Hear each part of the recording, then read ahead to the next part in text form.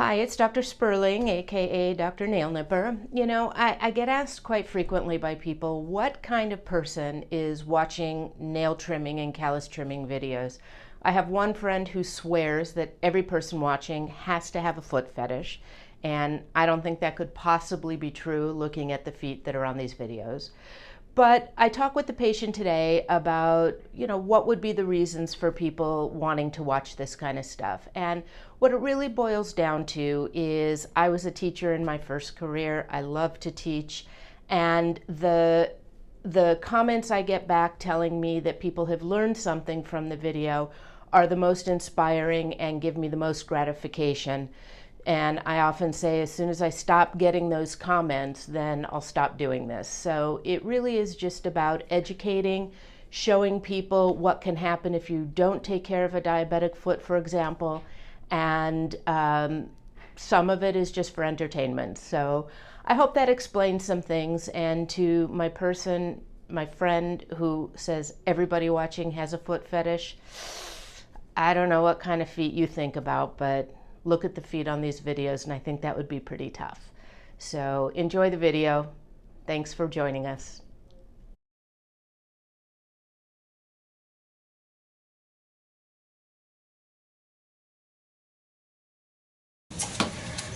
All right.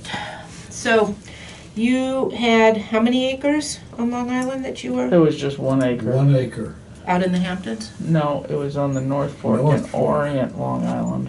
Orient. Yeah, do you know Long Island a lot? I lived on the East Coast for a lot of years. Where?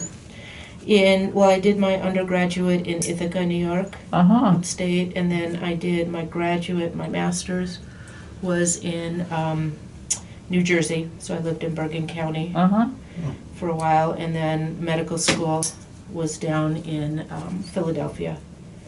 So I had friends from New York and Long Island, and So are you from here originally? from Southern California originally. How did you end up here? Came here for my residency, and when I finished my residency, I was the only female podiatrist in the whole Twin Cities, and one of only 3 in the whole state. Wow. So I said I could go back to New Jersey or LA and be one of 100, or I can stay here and become a big fish in a little pond. Right. So what were you doing in New York? What kind of... We were graphic designers. We're graphic I designers. worked in magazines. We work in Will publishing. was the last art director of Look magazine. Maybe you remember that. I worked at Look Life magazine? Yeah, I worked at Life magazine. Oh. Now, Life is only online now, right? Or is that Time? Time, I think, is online now. I don't know. I don't think Life publishes. I don't know. They got bought, so they used to do like X number of specials a year to keep the name alive. Okay. But I don't think the Reader's Digest people bought most of Time Inc. Oh, okay. So And it was Time Life. yeah. Yeah, so it was both. Right.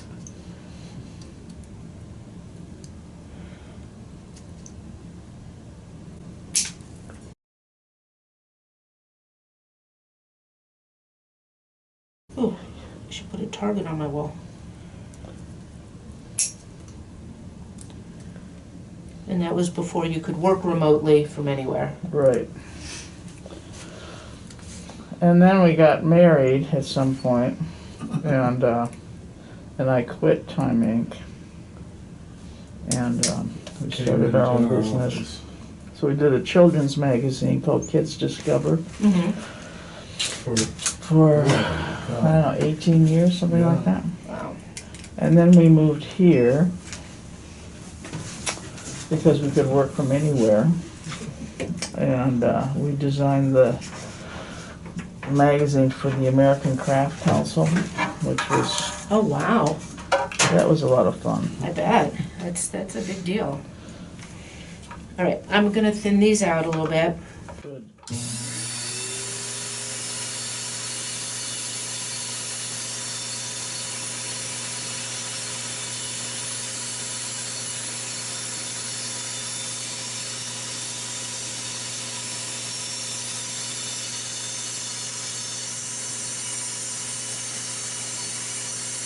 So should I stop doing anything topical on my nails, or should I?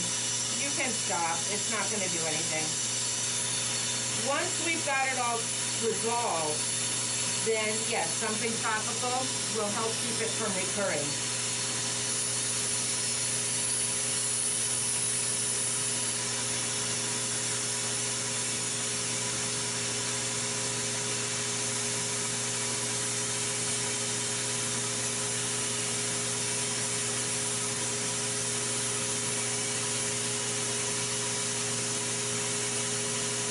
This is nice, just having them cleaned up. Now, like in the summertime, should I not put any nail polish on them, or does that make any difference? It's not going to make a difference right now. Actually, it won't make a difference even after.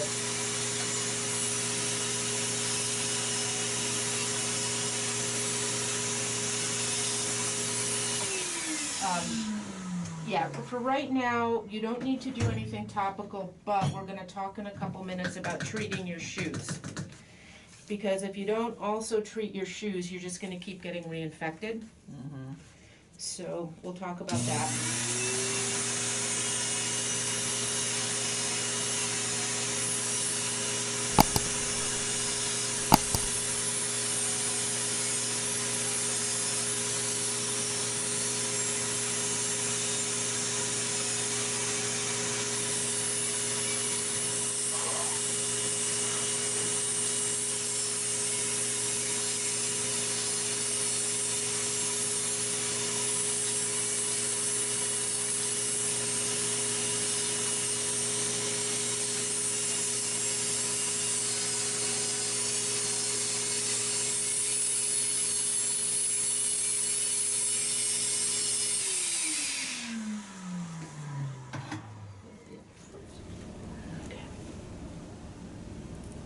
So while we're treating the fungal nails, we're going to also have you using something to treat your shoes.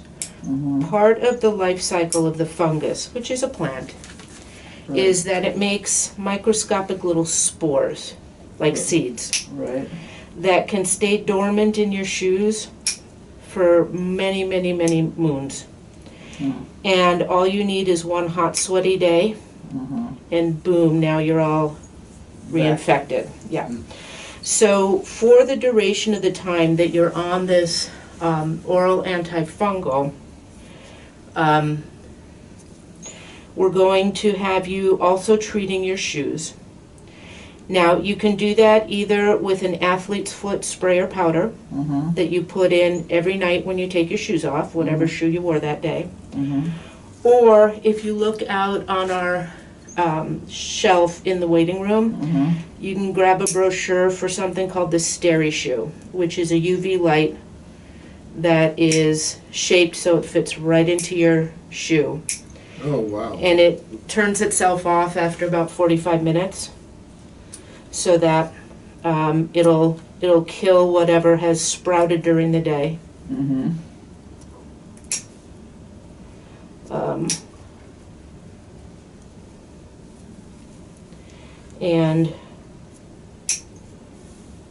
And if you do that every night during the time that we've got you on the oral antifungal, that will be a good way to make sure that you don't keep reinfecting your skin and your nails. Mm-hmm.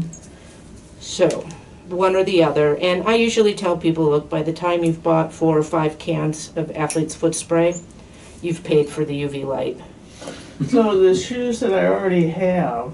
Yep. So I should just go through the shoes I have and.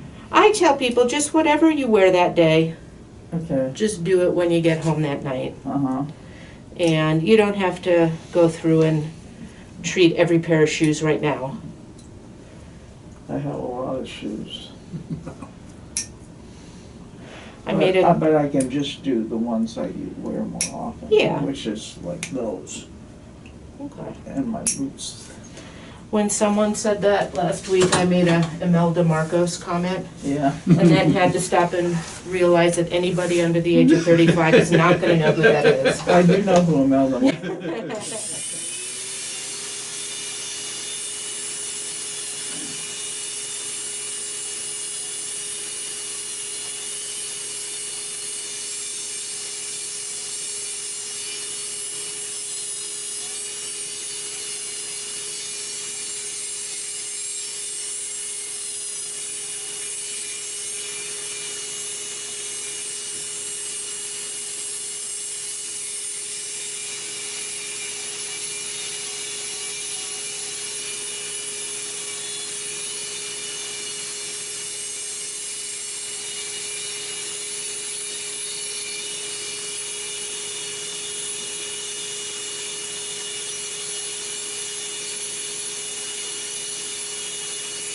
So who looks like you do stuff?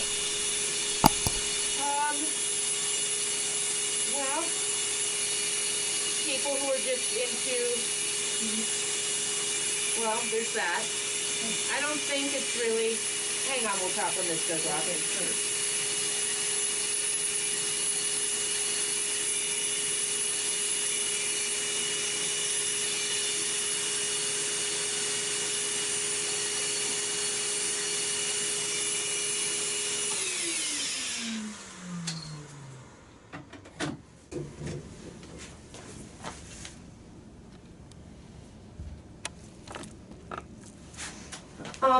It's, everybody, well, people who are just into body things like pimple popping and toenail cutting and callus cutting.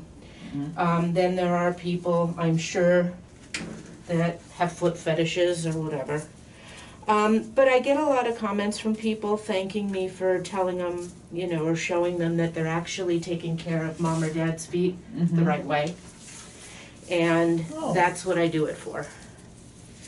So that people can see, Now, how you would treat something like what you're putting on here. Lubriderm.